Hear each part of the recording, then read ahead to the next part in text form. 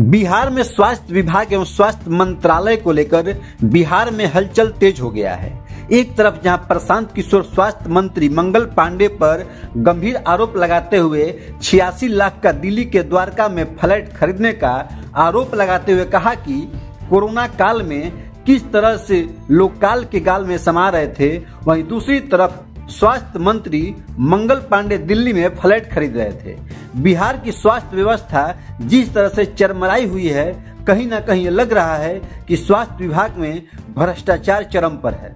Transfer posting के नाम पर लूट जिसका सरकारी अधिकारी एवं डॉक्टरों को मिल रहा है, अपने कार्य में लापरवाही बरत रहे हैं। सरकारी डॉक्टर अपने निजी क्लिनिक में ज्यादा समय देते हैं और सरकारी अस्पतालों में मरीज परेशान नजर आते हैं, लेकिन उन तमाम सरकारी डॉक्टर के ऊपर किसी तरह का डर नहीं रहता है। सुने किस तरह से प्रशांत किशोर ने मंगल पांडे पर गंभीर आरोप लगाते हुए कई सबूत पेश किए। अमंगल काल वाले मंगल पांडे जी का मंगल पांडे जी को क्यों कह रहे हैं? मंगल पांडे जी और दिलीप जायसवाल दोनों एक दूसरे के भारी मित्र हैं। मित्र कैसे हैं? अब बताइए, 20 में कोविड हुआ।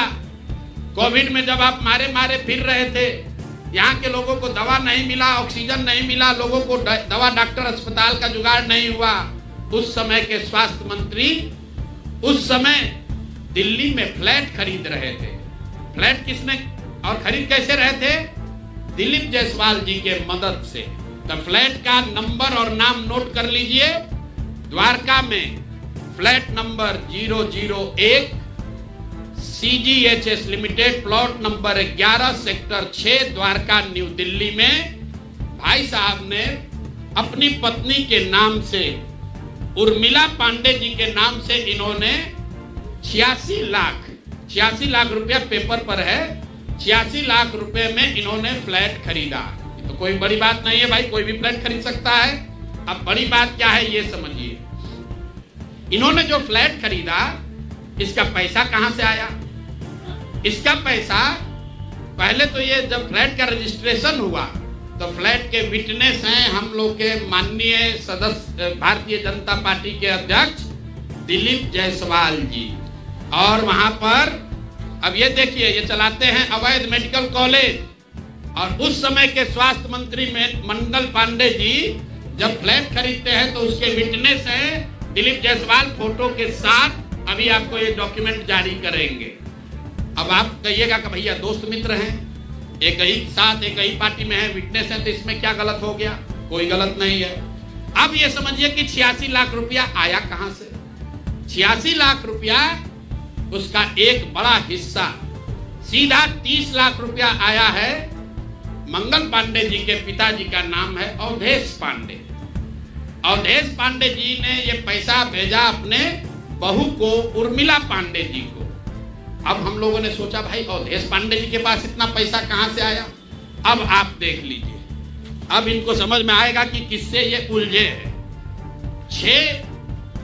6 तारीख को 6/9/2019 को 6/8/2019 को ये दिलीप जायसवाल का अकाउंट नंबर है। RTGS से दिलीप जायसवाल ने 25 लाख रुपया अपने अकाउंट से, ध्यान दीजिए, एलिगेशन नहीं है, ये बैंक का डॉक्यूमेंट है। RTGS नंबर नोट कर लीजिए।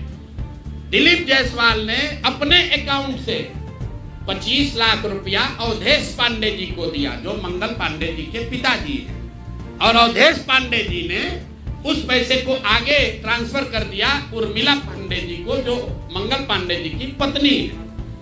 और ये पैसा वहां से इन लोगों ने दिया फ्लैट खरीदने के लिए, 86 लाख रुपया अलग अलग लोगों से लेकर। अब आप कहिएगा भैया अभी भी मंगल पांडे ये कह सकते हैं कि हमको फ्लैट खरीदना था, हमने दिलीप जायसवाल से उधार लिया। दोस्त मित्र हैं, साथ में राजनीति करते हैं।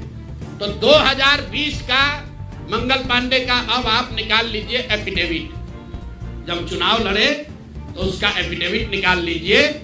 उसमें ये एक कॉलम है कि अगर आपने किसी से लोन लिया है, अनसिक्योर्ड लोन, अगर आपने दोस्त मित्र परिवार किसी से लिया है तो घोषित करना पड़ता है। तो 2020 के मंगल पांडे के एफिडेविट में ऐसी कोई घोषणा नहीं है कि उन्होंने अपने पिताजी से 25 लाख रुपया अपने पत्नी के नाम पर लोन लिया है। तो मेरा दिलीप जायसवाल जी से पहला सवाल है कि अरे भाई, आपके सरकार में, आपके पार्टी में इतना भ्रष्टाचार है कि अपने में भी घूस ले रहे हो।